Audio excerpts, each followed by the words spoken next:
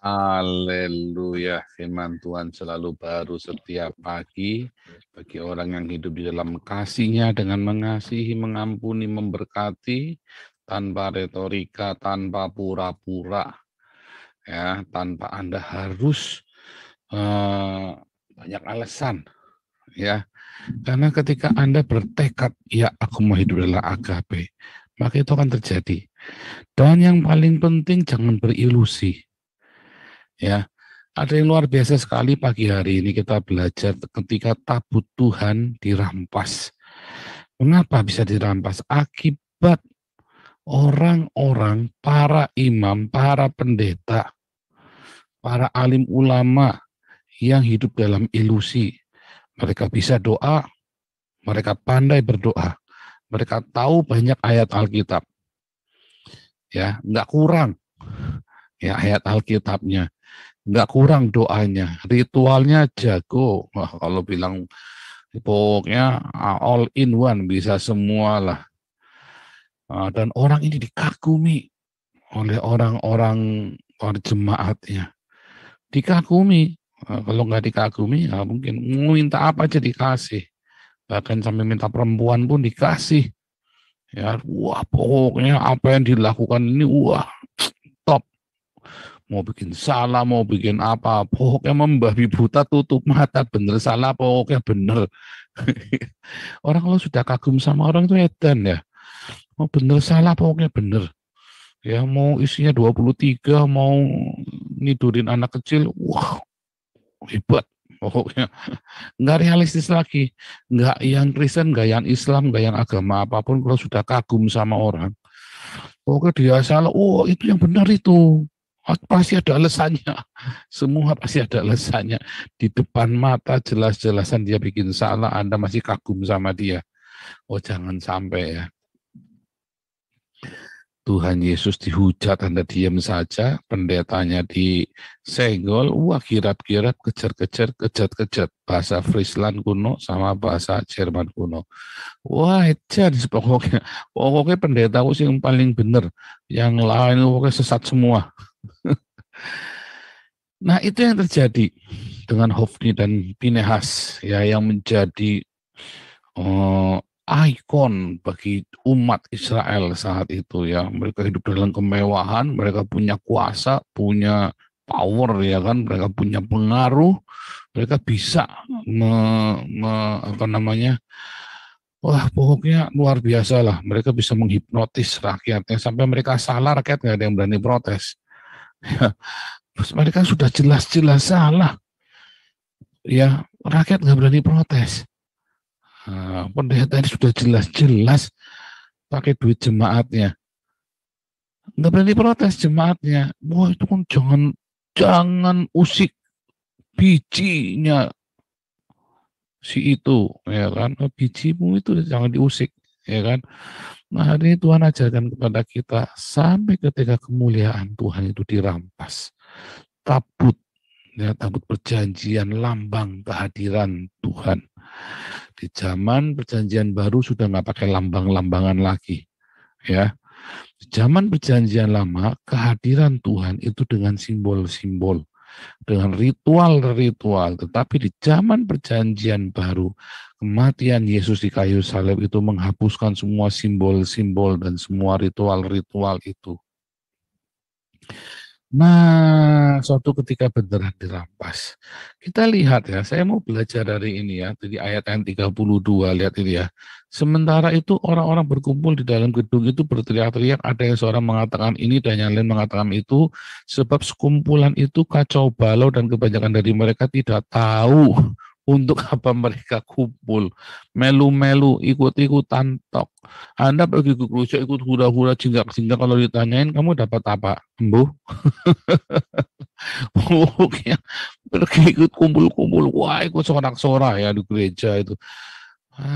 Jadi ternyata nggak cuma 212 saja ya yang ditanya. Emang kamu sini kamu tahu nggak lagi demo apa? Embuh, pokoknya dapat nasi bungkus. Sama orang ke gereja ikut jinggak-jinggak sorak-sorak. Pokoknya musiknya enak ya. Emang kenapa kamu musiknya enak? Terus mau apa coba kamu sini? Oh menyembah Tuhan, Tuhannya yang mana? Embuh. Wis pokoknya ikut-ikutan, orang lekut jeblak dia ikutan jeblak, orang lekut bidi bala-bala, ada ikutan bidi bala-bala pokoknya. Wis pokoknya ikut-ikut, ya nggak tahu ada. Itu yang terjadi ya di dalam beragama. Melu-melu, Anda tahu nggak sih Anda lakukan apa? Nah, kadang-kadang ya orang-orang penyembah berhala ini lebih realistis ya. Mereka menyembah patung, tapi mereka lebih realistis, baik itu orang Filistin yang menyembah Dagon maupun orang-orang Efesus yang menyembah Dewi Asitoret, patungnya Dewi Asitoret. Coba lihat statementnya ya mereka.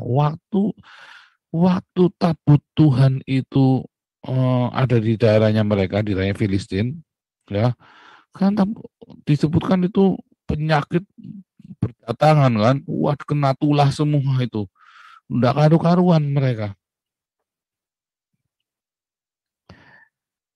Tuhan itu nggak perlu dibela. Lihat dalam sejarah Alkitab, Tuhan itu tidak pernah membiarkan dia dibela. Beda dengan Tuhannya tetangga saya dulu, kudu dibela. Karena nggak pernah di dalam Qurannya mereka, ya dalam kitab sucinya mereka, Tuhan itu membela dirinya sendiri. Nggak pernah satupun. Coba sebutkan mana ada pembelaan Tuhan terhadap dirinya sendiri di dalam kitab sucinya tetangganya saya dulu, tetangganya kalian. Nggak ada. Apa coba? Maka Tuhan menurunkan tulah, nggak ada. Ya kan, di zamannya nabinya mereka nggak ada. Ya kan, malah Anda harus membela dapat pahala enggak? Ya, harus bela. Tuhan yang sejati itu nggak perlu dibela. Ketika si imam-imam yang hidup dalam ilusi agama ini, yang tukang sihir dalam gereja ini, mencoba menghadirkan simbol itu, ternyata nggak ada powerful. Wah, mereka bingung, malah mati sisan. Tetapi Tuhan menyatakan pembelaannya terhadap diri sendiri. Nggak perlu orang Israel bela-bela mereka. Begitu tabut perjanjian itu ditaruh di dalam kuilnya Baal, hancur itu kuilnya Baal. Orang-orang Filistin pun kena tulah semuanya. Ya kan? Nggak usah ada yang bela-belain, karena itulah yang bertuah. Kehadirannya itulah yang bertuah. Jadi saudara nggak perlu ya kejang-kejang bela-belain pendeta juga. Kalau dia pendeta benar, ya dia akan dibela oleh Tuhan. Anda suka ajarannya, cukup sukai ajarannya, lakukan, uji.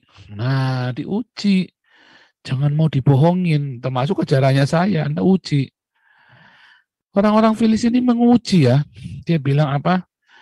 Coba kalau ini belok ke sana, kalau belok ke arah orang Israel, berarti ini memang pekerjaan Tuhan mereka, Yehova. Kalau enggak ya berarti mungkin cuma kebetulan saja.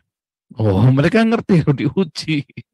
Beneran enggak ini tulahnya dari Yehova? Jangan-jangan cuma sial aja kita nih.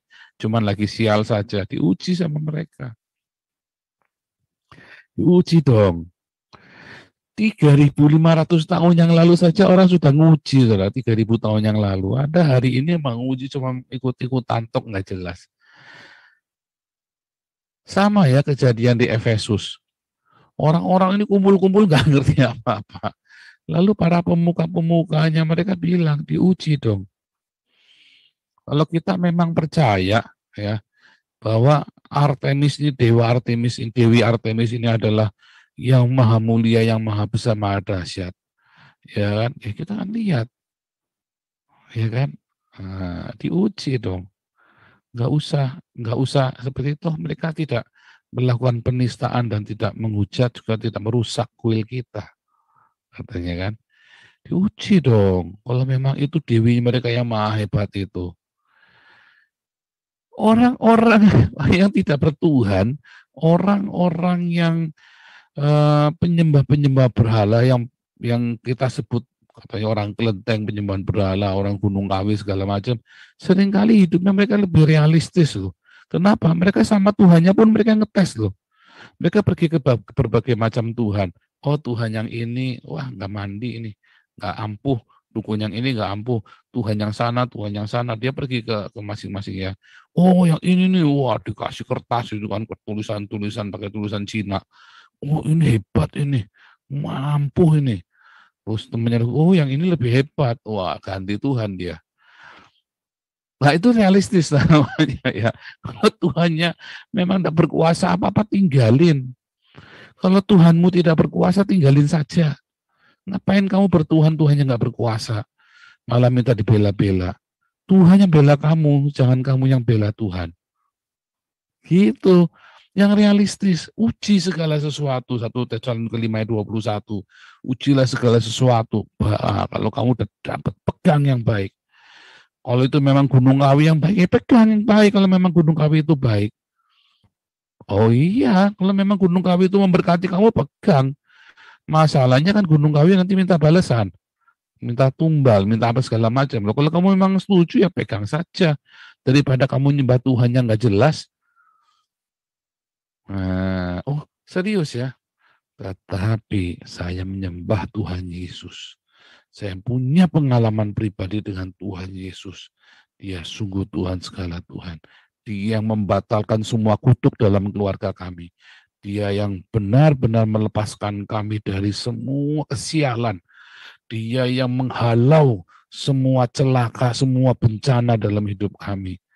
Makanya saya menyembah Tuhan Yesus. Uji dong, oh sudah saya uji 7 kali kolor hidup saya itu tak tarik pedot untuk menguji Tuhan saya ini. Oh saya uji 7 kali pedot saudara. Hidup saya ini tinggalkan Tuhan itu kan saya marah sama Tuhan karena saya lagi nguji. Ujilah aku kata Tuhan. Oh ujilah aku, jangan takut. Jangan melu-melu, jangan ikut-ikut. Anda jangan cuma ikut-ikut, uji. Jangan takut, doa minta. Anda yang gak punya anak sekarang bernazar supaya Tuhan beri anak buat Anda. Anda yang sedang sakit bernazar supaya Tuhan sembuhkan Anda. Anda yang sedang dalam masalah besar bernazar supaya Tuhan lepaskan Anda dari masalah. Tapi kalau sudah penuhi nazarmu, hati-hati. Ya, dan paling utama Anda harus berdiakonia yang kencang. Karena dalam diakonia itu membuat hatimu tidak terikat dengan apa yang kamu minta itu. Supaya hati kamu jangan terikat dengan itu. Sebab apapun yang membuatmu terikat, yang membuatmu terpenjara oleh itu, itulah berhalamu. Ya, bernazar minta kepada Tuhan Yesus. Uji dia. Kalau nggak mau kasih, tinggalin saja. Masalahnya kadang-kadang bukan nggak mau kasih, lah kamu mintanya Alphard, mintanya Ferrari, pendeta minta beli Ferrari sama Tuhan, bukan kasih Ferrari, balang watu. Gerejanya dilemparin batu maksudnya kan, balang watu dari surga itu maksudnya gerejamu malah dibakar sama masa. Pendeta minta Ferrari kan kelewatan, kupluk, pendeta kupluk, pendeta minta beli jam tangan 15 miliar. Kan pendeta kupluk namanya. Jangan. Uji, Anda uji. Wah, saya tantang Anda untuk menguji Tuhan kita Yesus Kristus. Punya iman itu jangan kecet-kecet, jangan cuma retorika.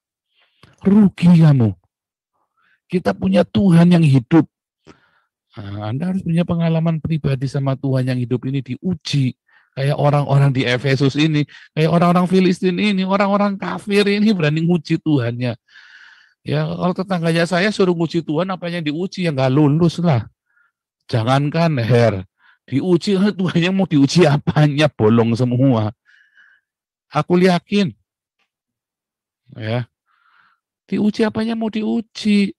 Lang nabinya aja nggak ada bikin mujizat. Nabi aja nggak bisa apa-apa. Tapi Tuhan yang saya sembah, dia adalah pembuat mujizat. Dan dia lengkapi hamba-hambanya dengan berbagai mujizat. Anda dan saya, uji dong. Ya, uji. Lupa, uji maminya mati. Mami saya udah 75 tahun. Daud mati umur 80. Ya Daud bilang 70, 80 sudah bagus. 70, 80 sudah bagus.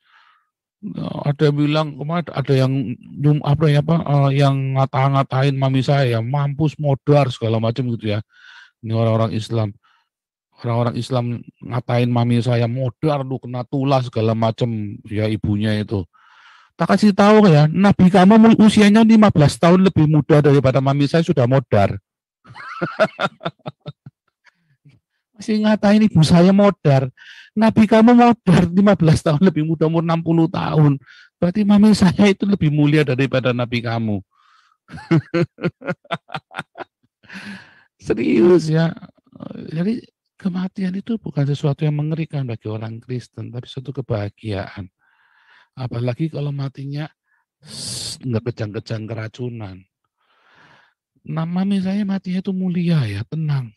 Lagi tidur, drop 2 hari, aduh mami sakit, terus ya 2 hari tidur gitu ya, terus hilang, seperti nggak kenal orang, terus tiba-tiba lagi tidur bablas. Wah saya mah seneng mati begitu ya, nggak bikin susah. Itu ya, uji Tuhanmu. Wah keluarga kami sudah menguji Tuhan yang kami sembah, kami uji sungguh-sungguh ya. Wah luar biasa Tuhan ini. Apakah Anda punya pengalaman pribadi dengan Tuhan Anda menguji Tuhan? Jangan sampai Anda kumpul-kumpul, teriak-teriak, haleluya, haleluya. Anda nggak ngerti kenapa Anda kumpul, Anda bilang haleluya, haleluya, Anda sendiri bingung kenapa haleluya. Nanti ya itu benar ya si grupnya di Prayitno bilangnya gileluya, jangan sampai gila lu ya lu. Bilang haleluya, haleluya, gila lu ya. Jangan sampai lu. Karena kamu cuma ikut-ikut saja. Nggak ngerti apa-apa, alami sendiri Tuhan.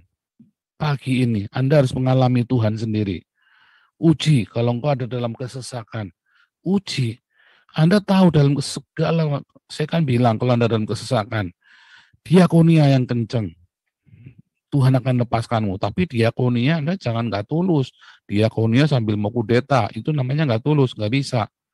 Karena Anda diakonia sambil lihat situasi, Anda bisa ambil alih, duitnya mau Anda pakai. Kita kan mau begitu kan, banyakkan orang kan menguasai karena ya saya ini kan duitnya banyak. Hati-hati, hati-hati. Uji segala sesuatu. Untung ya para pengurus di tempat kita itu tulus-tulus ya. Ya mereka orang punya duit semua buat apa juga duit ya. untung pengurus-pengurus di Damar sini diberkati Tuhan semua ya mereka ya. Nggak ada satupun loh pengurus-pengurus ini yang lirik duit itu yang kepengen, nggak ada loh. Luar biasa loh pengurus-pengurus kita ini. Entah ya gimana saya kok bisa kenal mereka ya. Saya nggak pernah satupun ketemu sama mereka loh. Pengurus-pengurus di Damaris ini. Serius nggak pernah satupun ketemu mereka. Saya baru tahu kalau mereka tuh ternyata orang tajir semua. Orang yang tajir melintir. Semua pengurus kita ya. Dari yang ketuanya, pembinanya, sampai bendaharanya. Semua itu orang tajir melintir semua. Saya baru ngerti loh. Itu mohon maaf ya pengurus. Saya meminta Anda jadi pengurus, saya nggak tahu loh kalau Anda itu orang kaya. Saya hanya melihat hati Anda. Waktu datang tuh Pak, ayo Pak kita bikin ini. Saya hanya melihat hati Anda, saya nggak ngerti loh kalau Anda orang kaya. Sungguh, saya baru ngerti kalau Ibu Ketua ini ternyata donaturnya para YouTubers. Saya baru tahu kalau YouTubers ini ada, Ibu Ketua kami itu donaturnya para YouTubers. Saya baru tahu. Saya baru tahu kemarin. 2-3 bulan yang lalu saya baru dikasih tahu sama Pak Alengso. Itu orang tajir Pak Paul. Masa sih Pak? Saya nggak tahu, saya bingung. Serius ya. Kalau berdiakoni yang tulus pokoknya, nanti kamu akan lolos dari semua masalah-masalahmu.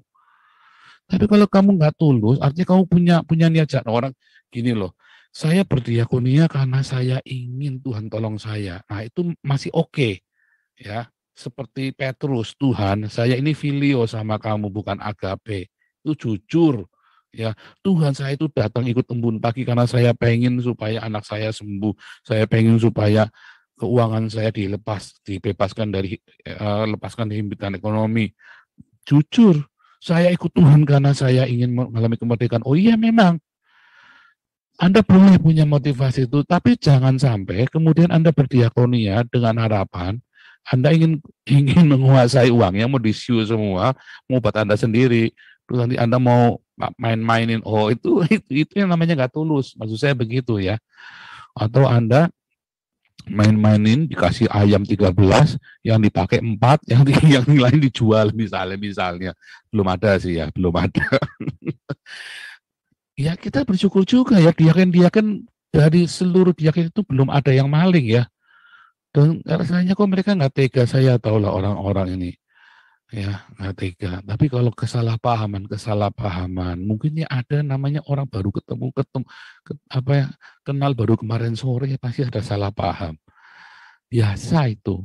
Nah, tinggal Anda tahan nggak dengan salah paham itu. Kalau saya mah tahan-tahan aja, bodo amat. Ya kan? Yang penting Anda tahan dengan kesalahpahaman itu. Nah, karena besi menajamkan besi, manusia menajamkan sesamanya. Uji segala sesuatu, kata firman Tuhan. Ya, ketika tabut Tuhan itu dirampas, Tuhan itu membuktikan dirinya. Bukan Allah berarti tinggalkan. Enggak. Berarti, sial, Allah sudah nggak berkuasa lagi. Kalau dia memang Allah, dimanapun dia tetap Allah. Mau ditaruh di tempat gunung, di lembah, di dalam pemakaman, mau dia apa. Kalau dia memang Allah, dia akan bersinar sebagai Allah. Dia akan tunjukkan dirinya, karena memang dialah Allah. Ya, jangan banyakkan alasan, karena ini kalah sama begini, karena begini, karena orang kafir gini mengadu domba. Wah, geblek. Banyakkan alasan. Intinya kan Tuhanmu impoten kan, nggak berkuasa kan. Sehingga mau nangkap saya aja nggak bisa, kejar-kejar. Suruh Tuhanmu untuk tulahi saya kalau memang sanggup. Suruh dong Tuhanmu tulahi saya. Malah kejar-kejar. Uji Tuhan kita. Kalau memang itu Tuhan. Ya kan Tuhanmu suka ngutukin orang. Kutukin saya jadi monyet kayak jadi apa kayak. Nah, kan begitu kan. Nanti kan nggak bisa, nggak mempan. Karena saya hidupnya penuh kasih. Saya tidak ada hujat. Saya menyatakan kebenaran. Membuka Anda.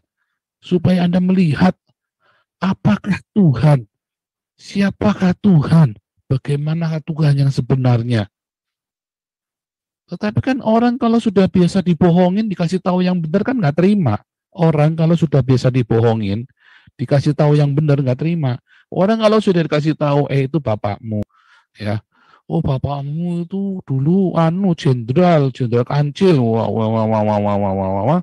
Tiba-tiba kamu ketemu saya, bapakmu jenderal. Saya itu ketemu bapakmu. Bapakmu itu copet pasar pagi. Siapa yang bilang bapakmu jenderal? Saya tuh kenal bapakmu tuh copet pasar pagi. Anda kan nggak terima kan ngomong itu, ngamuk-ngamuk kan pasti kan. Karena Anda bisa dibohongin bahwa bapakmu itu jenderal. Padahal mending jenderal copet. Nah ini copet pasar pagi, kroco. Mending jenderalnya copet, mending. Ini kroco. Anda nggak terima kalau saya kasih tahu begitu. Karena biasa dibohongi sama agama. Makanya jangan mau dibohongi agama hari ini. Kalau memang dia Tuhan, dimanapun dia akan bersinar, dimanapun dia akan menyatakan kuasanya, nggak usah pakai banyak alasan. Anda datang sama Tuhan, minta. Nah, tinggal dua cara. Anda mau minta dengan kesombongan, atau mau minta peting-tingan begitu, kayak saya nantangin Tuhan. Saya nantang Tuhan Yesus ya. Tuhan, kalau memang kau ada, nyatakan dirimu. Saya nantang, saudara. Wah, digabruk. 4 tahun, saudara. Akhirnya Tuhan Yesus temuin saya beneran ya. Wah, terkapar saya.